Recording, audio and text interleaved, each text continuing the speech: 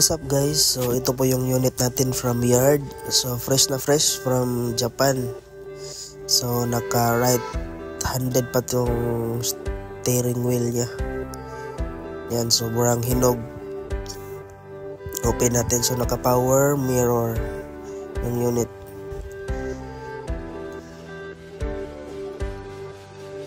At all power po yan. Tapos meron siyang console box, Tiptronic, sobrang lamig ng aircon. Captain seat, pag all power is captain seat po yan. Tapos check natin yung engine. So ito po yung engine, ang DA17, 4x2 660cc, 12 valve, 3 cylinder. So ito po yung likod, so hindi pa ma-open. Yan, ganyan po yan pag galing Japan. So i-rebuild yan dito sa Philippines. Ayan na, binaklas na nila yung loob kasi for conversion na. So yung steering ililipat niya sa left. Ayan, so yan po yung loob, sobrang fresh pa. Yan, yung full wheel pa yung cutting na yan.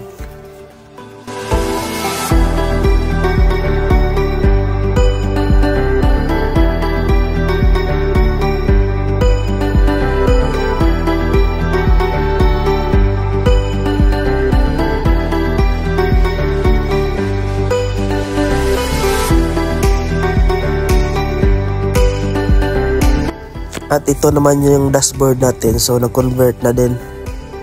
Yan po, parang walang nangyari sa ating dashboard.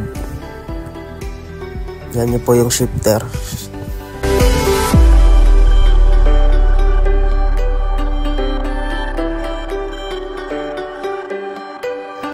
At ito na po, na full wheel na po yung mga cutting. So nilagyan natin ng spoiler. Tapos nakabadikit yan. Yan po yung design para medyo low profile po yung unit. Ayan. So naka body skirt. Tapos meron din yan sa harap. So kinabit na yung steering wheel.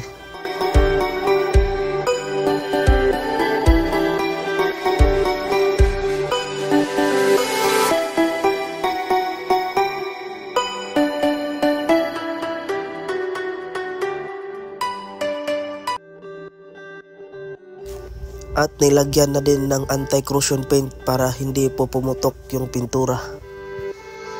Yan, para iwas po yan sa mga taya. At nagmasilya na po. So back to original na po yung gilid. Wala na po yung weld.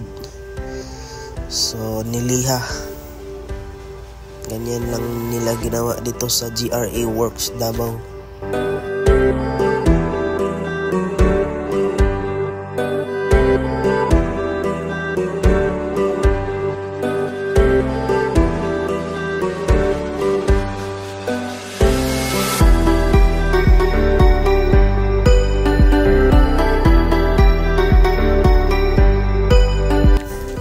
Sobrang dami po ng unit dito. So kung balak nyong mag-order, PM nyo lang po si GRA Works Davao.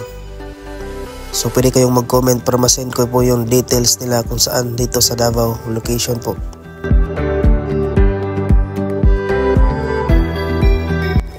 At ayan na, nilagyan na po ng primer, tapos nag-final batak na sila.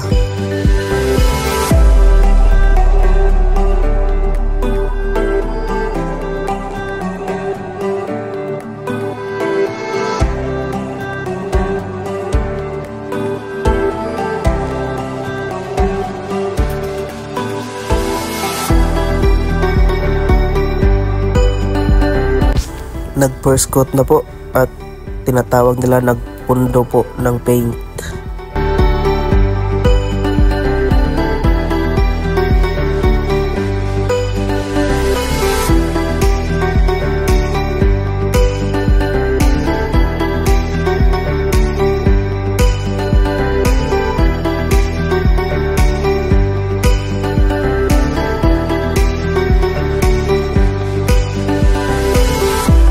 niliha ulit para mangganda po yung kinalabasan ng ating paint sa gilid.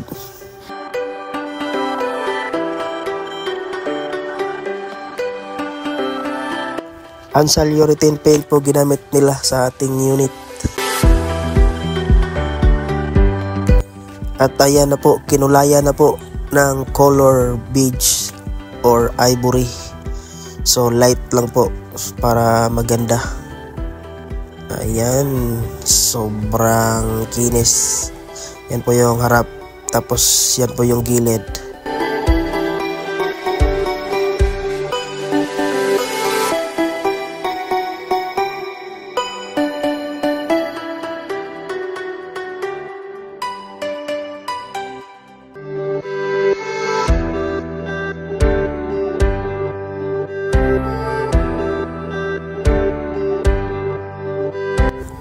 At syempre, meron din silang undercoat. Kukulayan po yan para maganda. Mawala po yung mga taya dyan sa mga wheel nila.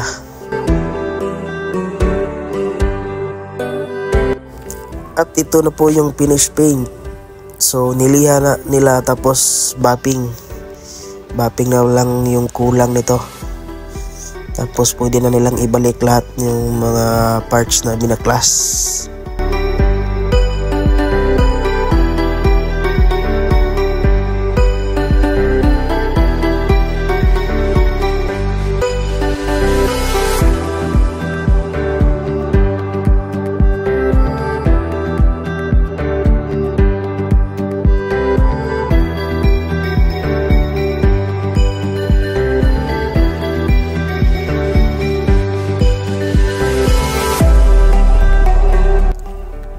Ayan na, binalik na po yung radiator natin at saka yung condenser ng aircon.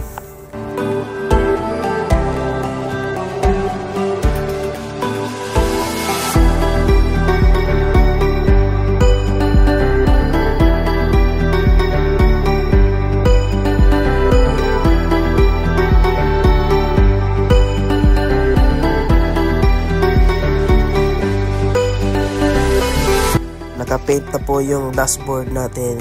Yan, beige at saka gray.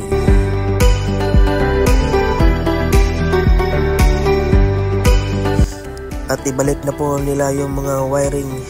So from right to left. So i-convert po yung wiring na yan. Tapos sinecure po. Nilagyan po nila ng electrical tape. Kinabit na po yung dashboard natin. Yan. Sobrang bagay po sa ating unit.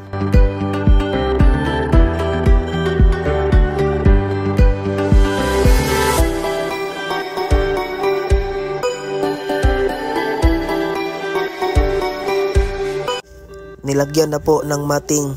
Tapos dumating na po yung upuan from upholstery. So naka VIP po yan. Pati yung ceiling VIP po. So beige black combination.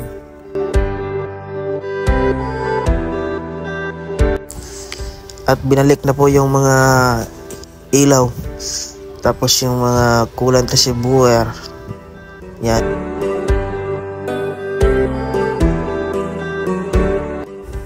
Yan na po yung unit, naka-paint na po yung mags, tapos kinabit na po yung fog lamp. Tapos i-condition na po yung aircon. New Freon po yung ginagawa nila dito. Yan po unit, nakakabit na po yung mga upuan, steering, yan, yung captain seat sa likod.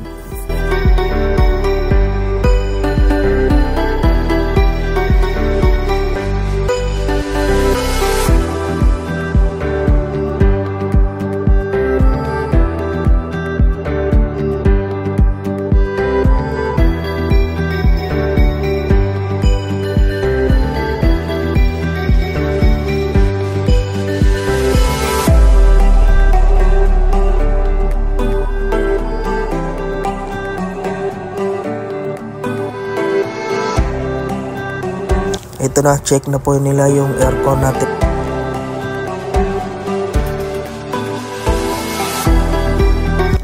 Okay na po yung aircon. Sobrang lamig po kahit naka number 1. Yan po yung tech ng aircon. Pag day 7 din po, sobrang lakas po ng aircon. At malayo po sa day 64.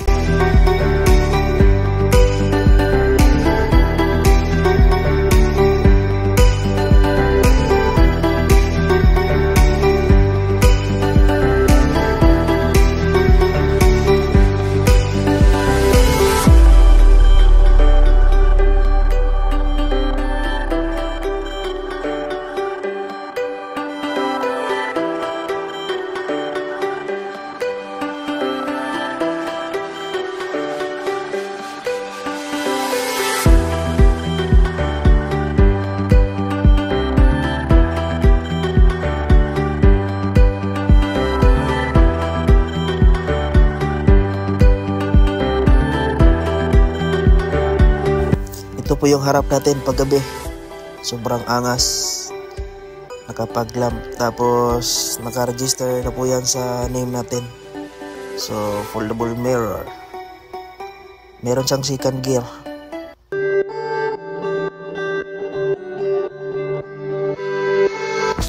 At ayan, kunti na lang. So nagti-tent na po. Free na po yung tent dito sa kanila.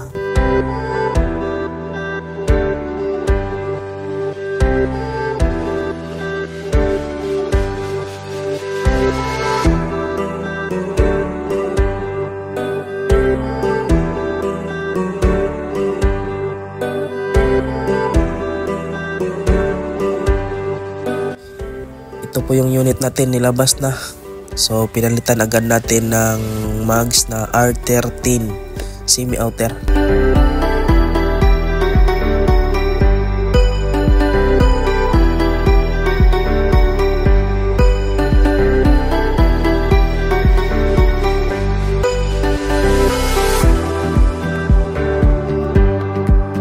At pinalagyan natin ng roof rack carrier.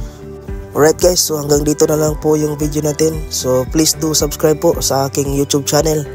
At marami pa tayong gagawing video for sa minivan.